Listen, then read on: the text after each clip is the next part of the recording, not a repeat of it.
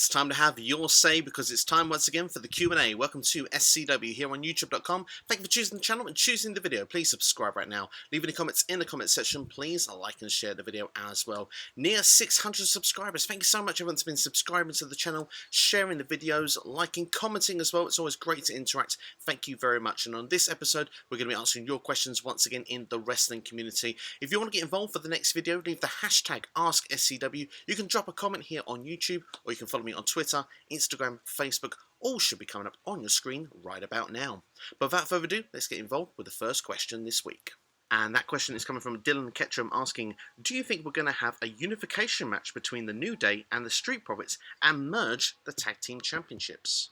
What a great idea it would be. I mean, let's be honest here. Let's look. The draft put a big surprise for us on Friday. Of course, with Kofi Kingston and Xavier Woods returning, winning the SmackDown Tag Team Championships, and then being drafted to Raw, all what felt in a spell of about half an hour, 45 minutes. It really was earth-shattering in a way because I don't think anyone saw this coming. Despite the fact as well, the Street Profits, of course, are the Raw Tag Team Champions, so we have two Tag Team Champions on Raw. My likely feeling is that the Street Profits, the Raw Tag Team Champions, will probably move to SmackDown on Raw this week. I think that that's probably the most obvious trade that we probably could look at now because Bianca Belair, of course, is Montez Ford's wife. She's been already drafted to SmackDown, which really, at my time, I thought that threw a massive curveball in there as well. So it's very interesting how they're mixing and shaking everything up. It feels that when you look at things, you can turn around and say that the tag divisions could really feel fresh when you look at the movements and shakers that we're going to have because the Street Profits always been on Raw. New Day have been on SmackDown for what feels like at least 3.5 years. So we could freshen things right up. The only question we have though is the amount of teams we've got because Heavy Machinery, they've been split in the draft already. Now we know Otis is staying on SmackDown. Tucker has been moved to catering on Raw. More likely main event probably, but we'll have to see what will happen with him later down the line. Lucha House Party, of course they're a stable, but Kalisto has been left on SmackDown. Lucha House Party members Lince Dorado and Gran Metalik haven't been drafted anywhere. I mean, what's to say that people that haven't been drafted don't move to NXT because NXT's tag team division is lacking as well, and I think someone like Dorado and Metalik would be really good in amongst, you know, with the Phantasma stable. Of course, you've got Imperium, you know, we've got Breezango, we've now got Maverick and Dane. So, I mean, another team probably would strengthen that tag team division in NXT. So I wouldn't be surprised to see Dorado and Metalik move actually to NXT. That wouldn't be a massive shock to me at this stage of the game. Same with Chad Gable actually as well, and we're going slightly off topic here, but I could see him in the Cruiserweight division. I'd like to see Gable though coming back onto point, move to Raw and team with Drew Gulak. I think that would be a nice main tag team. And if you look at the Raw tag team division that we've got, we take the Street Profits out of things. We've got then the New Day. We've got Robert Roode and Dolph Ziggler. We've now got Miz and Morrison. Hurt Business, Retribution. You know, we've got a number of tag teams there. When you look at SmackDown, say the Street Profits move over. Of course, we've got Cesaro and Nakamura. We've got Rey Mysterio and Dominic that are going to be there.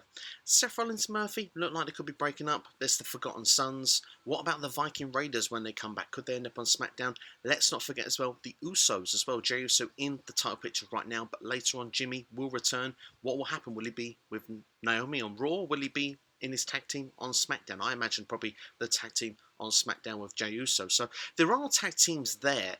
So I don't think there's a cry to say we have to merge the championships, and I don't think they will merge the championships. But what could be interesting is we could get a match where we find, I don't know, some way that we could get this at the next pay-per-view. I certainly think it would be fun to see the New Day versus the Street Profits. And then, I mean, the pro of having the merged tag team championships, like the women's tag team championships, the champions can go on both shows. That championship scene always feels fresh. There's new contenders all the time. I think that that probably would be a benefit rather than having two sets of tag team championships on shows. And also, it's a bit of a cluster. You come to shows like Clash of Champions and you try to put everything together. I think it gets a bit messy. So in one way, I think it's a great idea. I just don't think it's going to happen. I think they're going to find a way where Kofi and Xavier end up with the Raw Tag Team Championships and the Street Profits end up with the Tag Team Championships. Whether they do a really bad piece of booking and just swap the belts over, which wouldn't surprise me at this point. And even worse is if you have the blue belts on Raw and the red belts on SmackDown, they need to find a way to actually get those belts over to the right people. We'll have to see how it come down. I mean, it could always play into the Survivor Series as well. Raw versus SmackDown. I'm not sure if NXT will be involved this year or not, but if they don't, that's a good way to do it as well. So, I mean, we could end up where it's just left how it is for the time being, and they sort this out at Survivor Series. But I do think that the belts, in the meantime, should they be merged together? It's something I wouldn't be against. Is this something I think they will do? No, I don't. But I do see the Street Profits moving to SmackDown come to the draft on Monday. Next question coming from the hard-hitting wrestling show. And we've sort of touched on the SmackDown Tag Team Championships going to Raw in the last question. But Big E going solo on SmackDown now. Is it time to crown him versus Sami Zayn or Roman Reigns? Well, here's the thing. I mean, Big E now is completely free to go on his own path. And he has sort of been doing that for the last couple of months anyway. So this is nothing new for the Big E character. He's got a chance now to get more serious and, like you say, get himself into a championship picture. Now, I have seen a rumour going around this week on what I would say is a questionable source, so do take this with a pinch of salt, but I did see this article on Facebook suggesting that the current favourite for the Royal Rumble next year in the men's division is actually Big E at this point. I'm still a bit sceptical that that could happen, but I certainly would be a fan of it at the same time, because Big E versus Roman Reigns is something that I've probably spoken about for a number of weeks on the channel. I think if Big E has time between now and WrestleMania to really build himself up, maybe win the Royal Rumble, it's enough time if Big E goes in that winning direction that he could be seen as a real contender for that championship, especially if The Rock is not coming in for WrestleMania 37 against Roman Reigns. Now, looking at Big E this week as well, he won a Falls Count Anywhere match against Sheamus. I thought that match was brilliant. I thought it was a lot of fun. I loved the Falls Count Anywhere stipulation. I love the fact it went all over the arena. It touched on some good key moments as well. I mean, I love the fact that they did the duct tape moments, which was kind of reminiscent of John Cena's sort of last man standing matches back in the day. I think like 2010 against Batista would be a fine example. They went backstage and you saw with the catering stuff, with the pancake power that they have with the New Day, and Big E being covered in eggs, and then they took the end of the match where this kind of rivalry really het up, which was in the parking lot, and I like the fact that both of them had big moves done off of the cars, and also of course the big ending through a table from a car, which led to the 1, 2, 3, which I thought was awesome. But I see Big E has got big things in his future, I really do. Sami Zayn would be a great alternative. If they don't see him as a world title contender, I think the Intercontinental Championship would be a great place to go, if not. But I want to see Big E go for it all. I want to see him go for that main event slot. So if it was up to me, I'd have him versus Reigns at WrestleMania. I think the Royal Rumble is a good place to actually solidify that, keep him winning up till then. He would have momentum. I think in time it could be believable. Next question coming from Dan the Man Williams, and he asks, do you think the New Day will feel stale or not as good with Kofi and Xavier on one brand and Big E on the other?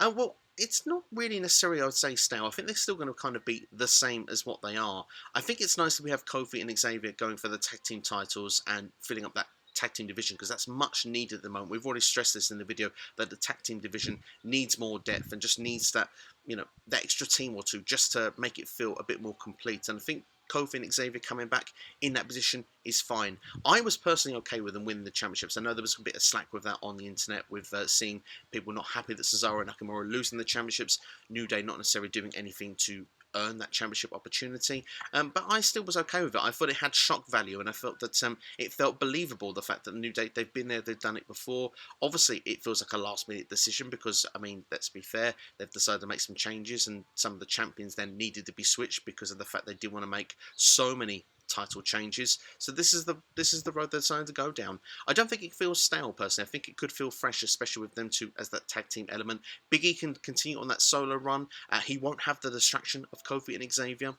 You could argue, I think the one thing which is the plot hole here is why Raw didn't draft all three when they could have done. There's no reason why you wouldn't take the extra superstar, the extra bit of star power on your show. The fact you only chose to pick Kofi and Xavier and not Big E. For me, that makes no sense at all, and that's probably, if you want to take one thing and say there's a bit of a booking error, that is your booking error. But for me, the rest of it, I'm perfectly fine with it. I think it's fresh. I think it's something different. If anything, I think it's the opposite style. I think the good things are going to come ahead here for both Kofi and Xavier and for Big E. You may even see a bit of tweaks to the characters, although if we're going to see that, I think it'll be for Big E. I think we'll get more of a serious side, and I think we might get a main event push for Big E going over the next few months. Straight Edge Josh with our next question now, asking, with Pete Dunne back in the NXT UK fold, do you reckon a British Strong Style reunion could happen?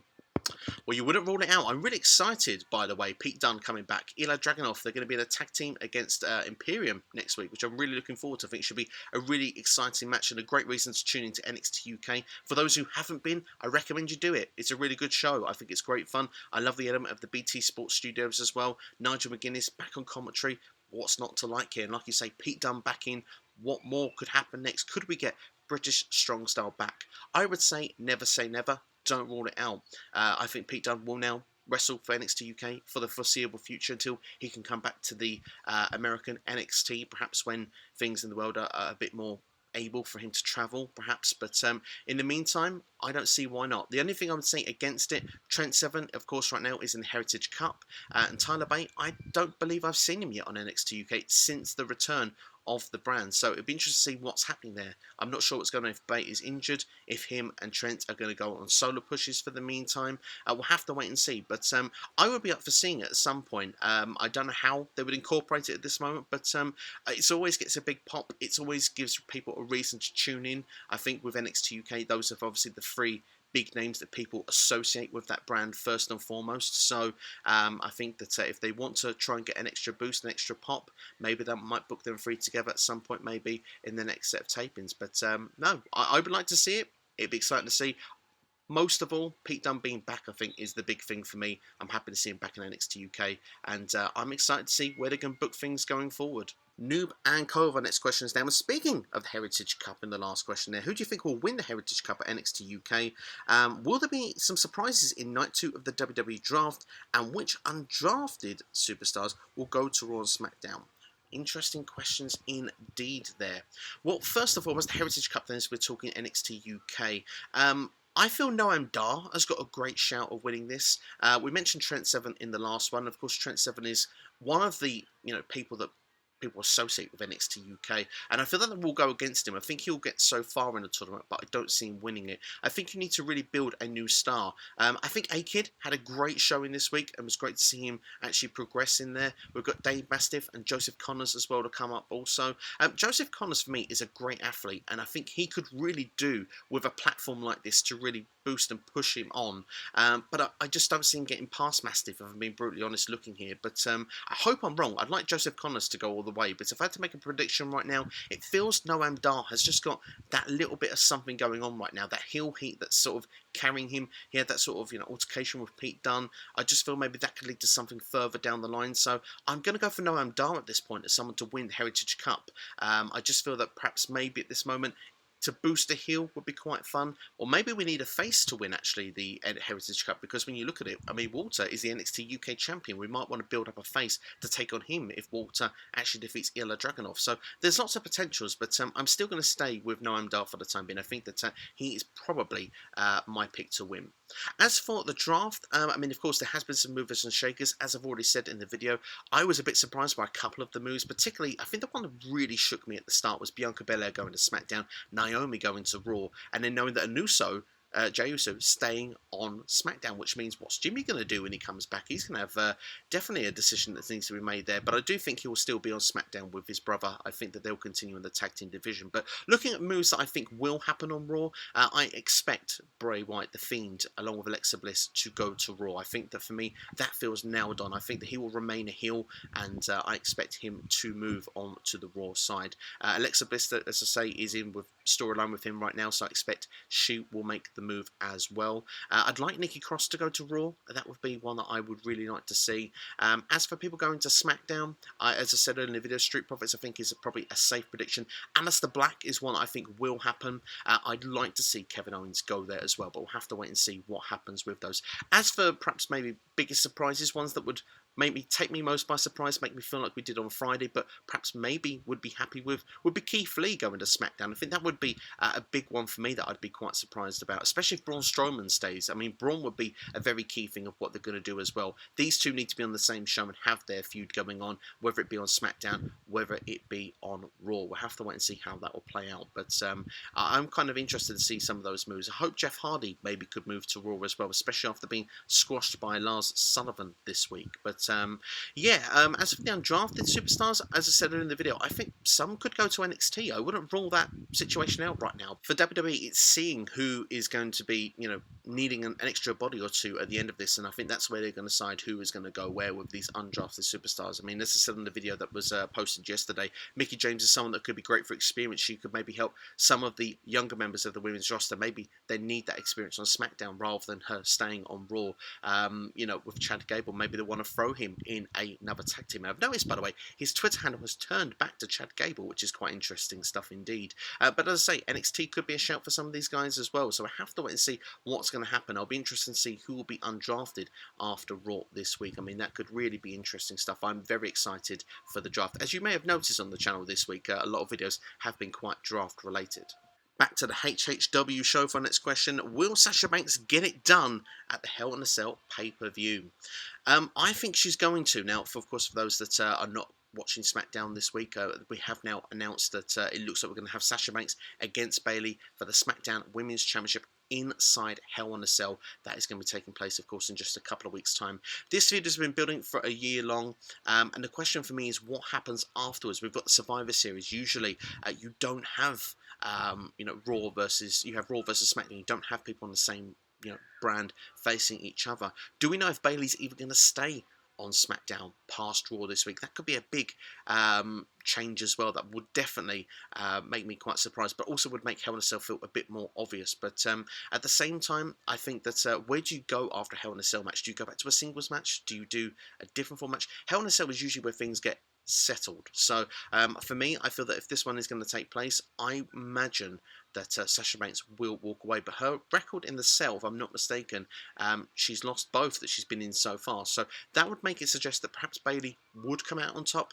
But I do think that Sasha Banks, with her experience, I see her getting the W. I see her getting the win, and we'll see where it leads to going forward. But I'm hopeful that Sasha Banks is going to be the one to dethrone Bayley. It's been built for so long. It feels like it's the natural progression for that storyline for Sasha to be the one to defeat Bayley for that championship. Unless Bayley keeps that belt to WrestleMania and you drag this all the way up till then, which is another 5 months or so. And you look, when you've drafted someone like Bianca Belair, you want to start pushing these sort of superstars and getting them in and around that championship picture. So I think maybe Hell in a Cell is the right place for this to end and to have a new SmackDown Women's Champion. Going to give a shout out to a few names here because lots have come in now for Lars Sullivan asking that are we supposed to be excited upon his return. So shout out to Austin Whitley, shout out to AR1, and a shout out as well to John L. Bosk Charts, which I hope I've said that right. I've probably said that wrong, so do apologise there. I also have had a shout out as well from the HHW show asking that now Lars Sullivan has returned. We will not find out until Monday which brand he will be on. Is he forgiven for his past, and are we moving on because there is no fans? So lots there to digest there, and there's lots of people with the questions there. Thank you so much everyone for asking about Lars Sullivan. It was a big talking point of what happened on SmackDown this week. I think though that the HHW show has hit the nail on the head there. Are we supposed to be surprised, excited? Surprised, yes. Excited, I think WWE knows better that a lot of people are not happy to see him back. But if you look at things and say, well, there's no fans right now. Yes, we've got people on the Thunderdome screens, but that's about it. You don't hear the volume and the boos and stuff. And there is that saying, time heals all wounds. And of course, there are some questionable decisions from Lars Sullivan's past that keeps coming to light amongst wrestling fans. And let's be fair, wrestling fans, we don't forget. We are people that seem to remember everything that goes on, and we are loyal to the beliefs that we have. Let's look at someone like CM Punk. He's left the company nearly 7 years ago. If fans were still there now, his name gets chanted at least once every couple of weeks. People want to see him back. Wrestling fans are loyal to what they want and what they believe in. As for Lars Sullivan, a lot of people, they are not happy to see him back. It could trend like the Velveteen Dream does every time he's on TV. People don't want to see the Dream. They don't want to see Lars Sullivan. It's one of those things, but I do think the WWE is bringing him in thinking, right, if we bring him in now, there's no fans, we won't get so much heat from it. Hopefully, we might get it on social media, but we won't get it direct on our television screens. Once he's been back and he starts doing what he does on a weekly basis, perhaps we will move on eventually, and we'll have to see if that will be how it will play out. George Jones, of course, records This Week in Wrestling with me this past week. Go and check it out if you haven't already. Asking which 5 wrestlers would you choose to join Retribution, male or female? Well, Retribution has had a big week, haven't they? They've got a leader now in Mustafa Ali, which I think could be fantastic for the group. He's a great talker, great athlete, and it fits Retribution. It just fits the angle. You see the tweet they had there with him with the Money in the Bank. He was supposed to have those big opportunities. You look at the other superstars as well. It looks like Mercedes Martinez is out of the group now. That seems to be a big thing that's going around. She doesn't have the Twitter account like the others do with their new gimmick names and stuff. Rumours are Mercedes will be going back to NXT, but you look amongst Retribution, is that the end though? Because we see lots of other members that seem to be coming in shorter, under the mask, always doing the dirty work, helping Retribution get where they need to, always winning in the numbers game when they're taking out likes of the Hurt Business. But we have to remember, a lot of them are shorter, so I'm going to go with that avenue. I'm going to go with superstars that I believe would fit this. You're not going to find a giant or two here, because Retribution, we have their main stable members. If we're going to have other ones, they're going to fit in what I think would be with the critique, but also going to be believable because they are smaller, the ones than what we see elsewhere. So let's look. Mercedes Martinez has been taken out then, so I thought her and Mia Yim would be great for the tag team division, the women's tag team division. I thought they would be your next champions. Well, now Mia Yim can go in the singles division. Maybe she takes on Naomi. Maybe Naomi joins the Hurt Business. Maybe we have something going on there. So we have a female versus female in amongst this stable warfare. It doesn't feel, so much with men against the women. We've got women against the women as well. But looking for then the actual stable itself, I'm going to look at and say the tag team division can use a tag team. And 2 of the smallest ones in NXT are Kaden Carter, who's been under the mask before, and Katie Catanzaro. I think that they would be doing quite well. They've been picking up some victories on NXT as a tag team as well. They've been successful against the likes of Xia Li in recent weeks and months. They've had good showings as well in the recent Battle Royal. So I think them 2 would be quite creditable to beat other members under there. Like I said, they're quite short as well, so that would fit quite well. Elsewhere, I would have Chad Gable. I would have him come in. He could drop the Shorty G gimmick. I mean, what more would you need for Retribution for them being Chad Gable? He has every reason in the world. Plus, he's been in a tag team with Mustafa Ali previously, so I think that could work, really, when you look at things. A natural one you could say would be Apollo Crews, because of the fact that he has actually been teaming with Mustafa Ali in recent weeks. I'm not going to go with that one because of the fact that Apollo Crews has been United States champion. He doesn't need, really, Retribution. If anything, he actually might going against Retribution. We'll have to see how that will play out. But one person that could be in line to join Retribution could be Ricochet. I mean, he goes out with Casey Catanzaro, so there is the couple connection. He has had so much wrongdoing in his booking in the last 6-7 months or so. So he would be someone that could want Retribution. And of course, as well, he's had the Hurt Business. He's been turned on by Cedric Alexander. So that, for me, would feel like it could be a connection. One last superstar then I would throw in just for the last there, I would throw in Leon Ruff. Now, of course, he's been a part of Evolve. He doesn't really have much on the Retribution side of things, but he's a smaller athlete. I think he's quite agile. I think maybe a team with Ricochet could kind of work as well if you want to have them going for the Tag Team Championship. Seems to be a big theme of this video, Tag Team Wrestling this week. But Leon Ruff is someone that is very talented. He's short. I believe he's been under the mask of Retribution doing the bidding in the past. So he's someone that could be, WWE apparently are very high on, could be his way to have a breakthrough into WWE. Another question from George Jones coming now. If you could choose 3 babyfaces of main event level to turn heel, similar to Austin, Triple H, and the Vince stable back in the day, who would you choose based on the current WWE roster?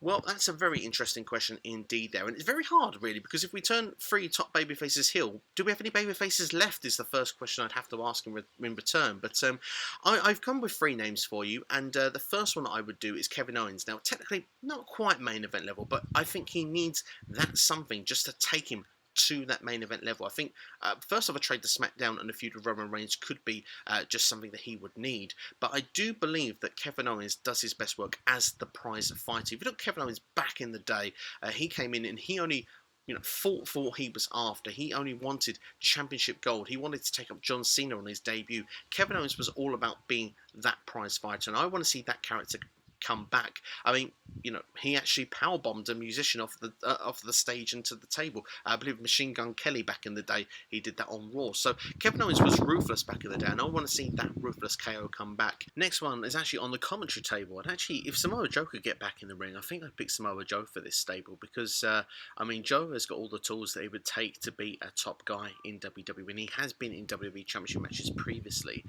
Joe is someone that's, of course, been very unlucky with injuries, but I think if he's put in the right position, could make this work. I mean, he's also had previous times where he's been teased to be in a faction with KO. I want to say this was about 2017 before KO moved to SmackDown. But when you look at that, I think that Samoa Joe would be another option you could do. I mean, he's been stuck on the commentary table for so long, so the fact for him he could just break off of the commentary table, get in the ring, and start to have those sort of actions, I think would be the best way that you could make Joe effective back in WWE ring and being effective immediately as a heel turn. Last but not least, let's go to NXT. Let's look at Finn Balor, because Finn Balor for me is completely stale as a babyface. I like Finn. The Prince is good, but last year he came back into NXT and he turned heel on Johnny Gargano, and that moment was a shock value the way it was done, and we got this new Finn. And sometimes when we see the backstage stuff with Finn, still feels like he's got that edge. I want to see more of that edge. I want to see Finn just be let loose, let off the leash. I want to see this heel side of Finn Balor. As a trio, I think maybe it could be a fun stable to put together. I mean, if you look at this, I mean, a lot of these guys came to NXT and were in and around there at the same time as well, and I think that could be your connection with this. It can be, the basis of that this was the best era of NXT. These guys all come up to WWE and haven't quite got to that top bracket of where they should have been, and maybe that could be the thing that drives them together. Remember, KO and Finn Balor were signed around the same time into NXT. Joe was just a mere few months later, I think at the start of 2015, Samoa Joe was drafted into NXT as well. So looking at these three, I think that this would be a strong, vicious stable. I think if they were all seen as babyfaces now, you turn around and say this is a collective heel group, I think would do damage within WWE, whether it was on Raw, SmackDown, NXT, or all three, depending on how you wanted to book it. But let me know how you feel about that stable in the comments below, and any stable options that you'd like to see people made from babyfaces into a heel stable. How would you book it? Let me know right now here on SCW. Mike, Italian Habs Mike, with our next question now. And birthday, Mike. Happy birthday to you, Mike. Hope you're having a great day so far. And there's two questions here. The first one being, with Rich Holland's injury, does it change the plans they may have had with him and Finn Balor and the rumour of the Undisputed Era breaking up? And the second question, how would you book Dexter Lumis going forward if they plan on keeping him as a babyface? And yes, I think the Ridge Holland injury does throw a massive spanner in the plans and the works. But if Finn Balor has other members potentially for this club that he could have, maybe, that would be interesting to see how that would play out. Maybe we still get Finn Balor against Adam Cole and it leads to Fish and Strong turning up and they break the Undisputed Era up. There's lots of different ways that this can play out, but certainly the Ridge Holland injury has come at a massive bad time for not just his career but also for the NXT booking. It felt like this was going to be a major angle on the show. As for Dexter Lumis, I mean, I'm quite happy with the direction now he's come back. I think we're going to get a feud with Cameron Grimes going on, and with Cameron Grimes, that annoying heel kind of character with this freaky baby face, I think this has great chemistry. This could really work. Could be a lot of fun as a feud. I'm really looking forward to seeing how that's going to play out. I think that the two characters really can make some fun TV here. Dexter Lumis, I still want to see him as a heel at some point, but I do fear that that heel character could be quite one-dimensional. So they have more, it feels, that they could do with this creepy character against these styles of heels right now, because the baby faces, they're all the same, and I think that's what makes Dexter kind of a bit flat as a heel and one-dimensional. This way, they can do the same Dexter Lumis as a babyface, but the reactions of the heels can be priceless, and I think that this could be interesting as a feud going forward. I think that Dexter comes out with a win. I think Dexter comes out stronger and perhaps pushes himself further up the card, but I think the direction with him and Grimes seems like a lot of fun. The Anne Shirawat is next now for us here on AskSCW, and apologies if I've got that wrong. Asking, why most of the time does Paul Heyman look at the Universal title? It didn't happen with CM Punk and Brock Lesnar. Is there an evilish plan in mind?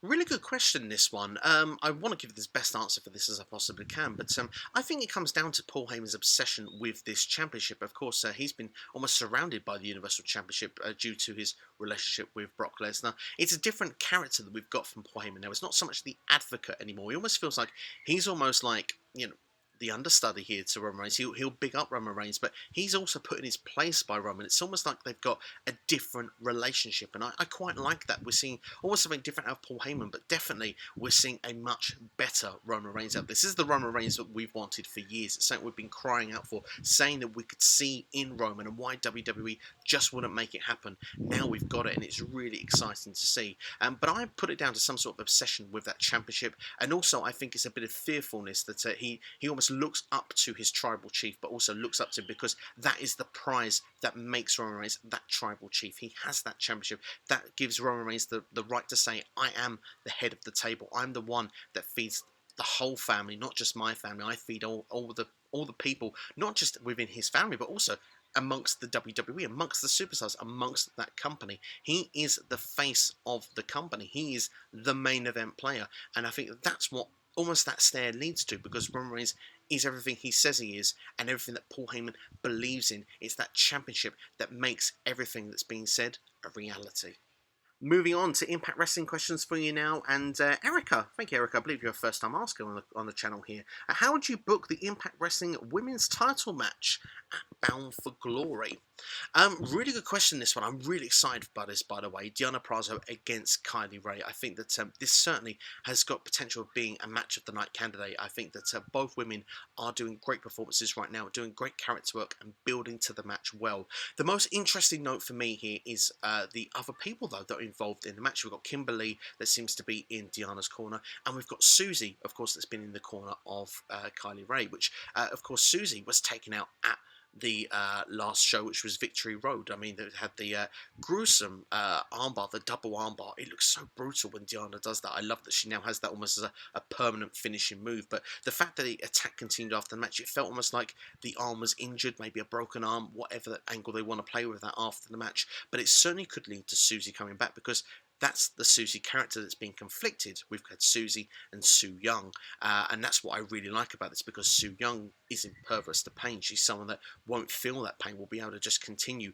the undead bride. This could be the trigger that brings her back, and that's how I would bring her into this match. I think that the question you have to follow that with, though, is she going to be someone that's going to help good, or is she someone that's going to help bad? Because Su Yung is definitely going to be someone that I want to see against Kylie Ray at some stage down the line. I think she should cost her an opportunity at that championship, or winning the championship personally. That's how I would love to see it booked, because, well, she wasn't helped. Why wasn't she helped when she was in that bad state? Yes, Kimberly actually was able to hold Kylie Ray back and stop her from being protected, but Susie perhaps had faith that maybe that wouldn't happen, and of course that's a natural reason for someone to turn heel. At the same time, it would be fun to see Su Yung in a different dynamic. We talked about Dexter Lumis in NXT earlier. It's fun seeing these characters as babyfaces sometimes, because they have a less one-dimensional character. And although I think Su Yung is anything but one-dimensional, I think the idea of her being a babyface against these heels who have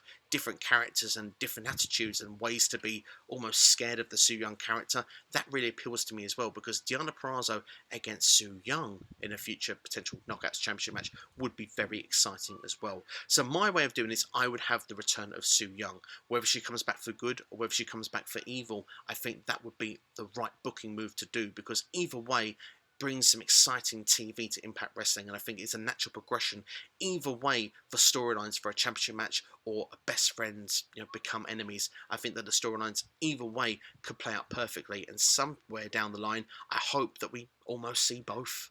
Thai World Order for the next question for us now. And now that EC3 and Moose is set for Bound for Glory, did they wait too long?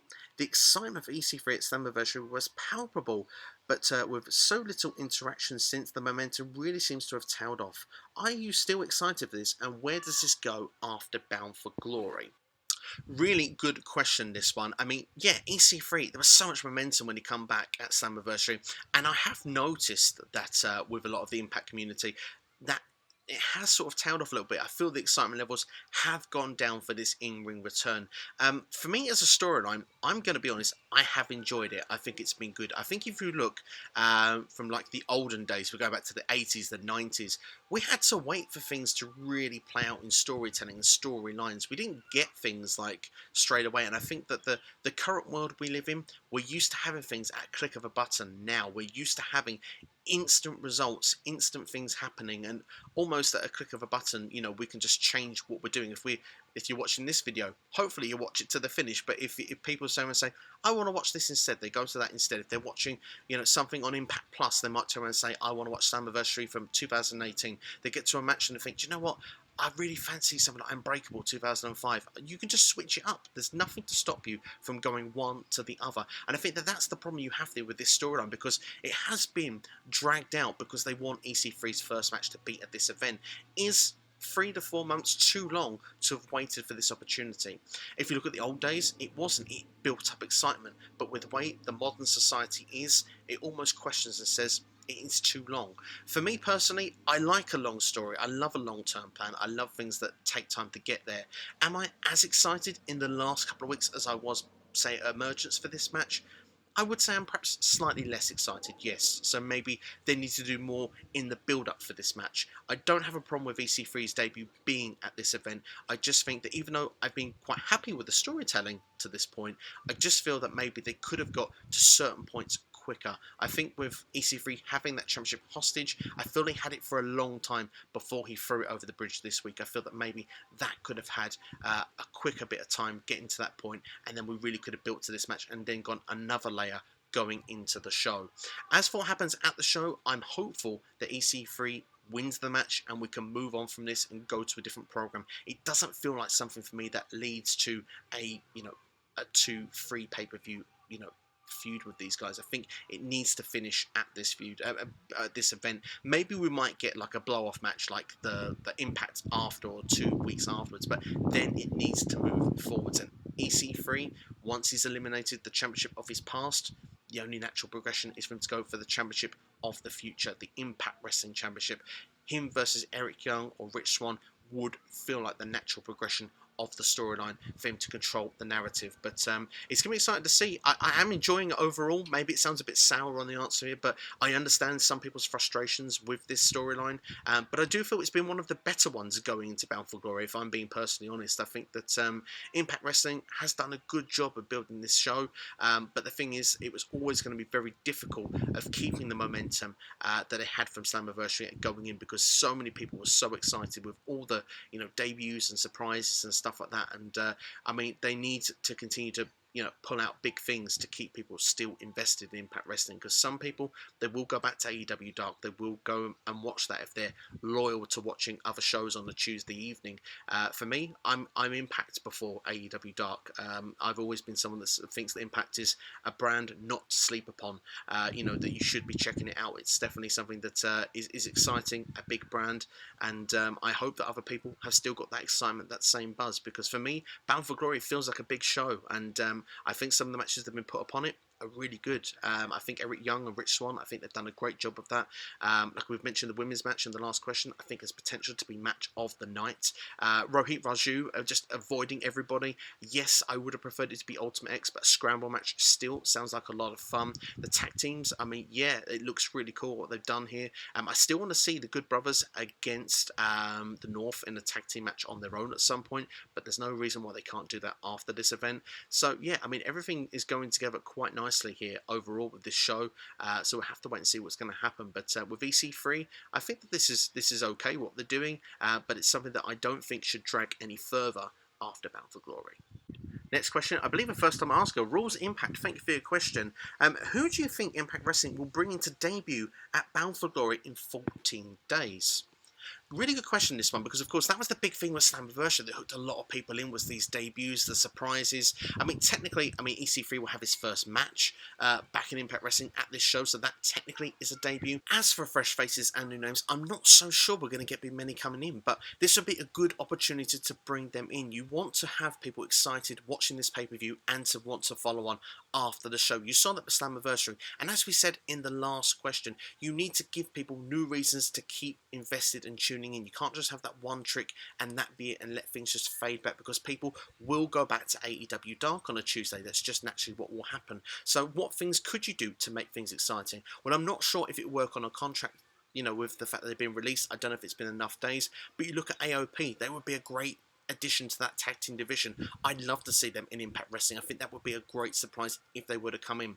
Matt Cardona is someone with a name value that could come in. Maybe he could be with Brian Myers. They could revive that team, or maybe Matt Cardona goes, towards the top end of the card. For me, not as invested in this one as much, but certainly would be something that would, create news and create buzz.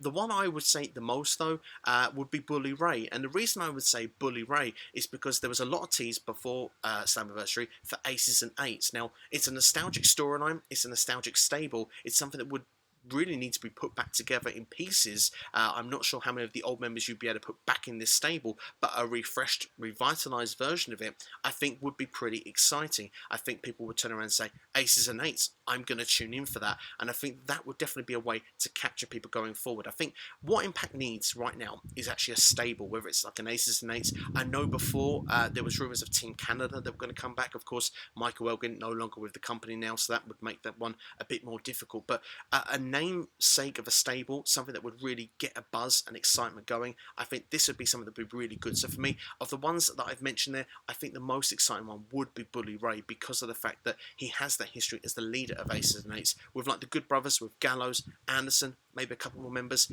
That could be really exciting, and I think that would be something that would cause some headlines. So I think that would be the best option that Impact Wrestling could go at this stage if you were going to bring some new faces to debut at Bound for Glory. Last question this week, coming from the 1 Minute Wrestling Reviews. Why do you think 2 out of 3 falls trios matches aren't being used in the US? It's perfect. It still gets crazy multi-mans and people don't kick out of ridiculous moves and the match continues. It would be perfect for the US indie scene and AEW. I mean, this is a great point made out, really, because it's something we don't really see a lot of, and I think it would be quite exciting to see. Definitely with like that Lucha Libre style, like you said there, with these trios sort of teams and stuff. Something is very popular. I think it could be something that definitely that could be used. I'm surprised it's not. My only knock with 2 out of 3 falls matches is if someone loses, the fact that they can compete then moments later normally is a bit of a pullback for me when it comes to these matches, but that's in all 2 out of 3 falls matches. That's not just with it being trios or anything. That's all across the board. But no, I think that this is something that would definitely have some weight. And definitely with the companies you mentioned as well. AEW, I think, would be particularly ones that could make this work, with the likes of Pentagon and Phoenix in there. With the Lucha Bros, you've got Santana Ortiz, the people that probably had experience of doing a lot of these sort of trios matches in the past, and I think something that could be made to good use should it be brought in. So yeah, I'm quite in favour of it. I think that it certainly is an exciting element that should be used on TV and AEW. But that's all this week anyway for AskSCW. Thank you for watching as always. Near 600 subscribers on the channel, so please subscribe if you haven't already. Please like and share the video as well. Word of mouth goes a long way. I look forward to interacting with you in the comments as well if you've got a comment on any topics from this week's video as well. Like I said as well, go and check out Wrestling Customs 24/7 as well. They're on social media and of course their website as well. Custom made championships for WWE and AEW and of course other promotions as well. Definitely recommend to go and check them out. Those belts look awesome. But that's all from me anyway on SCW this week. Anyway, thanks for watching. I'll see you next time here on YouTube. Have yourselves a great day.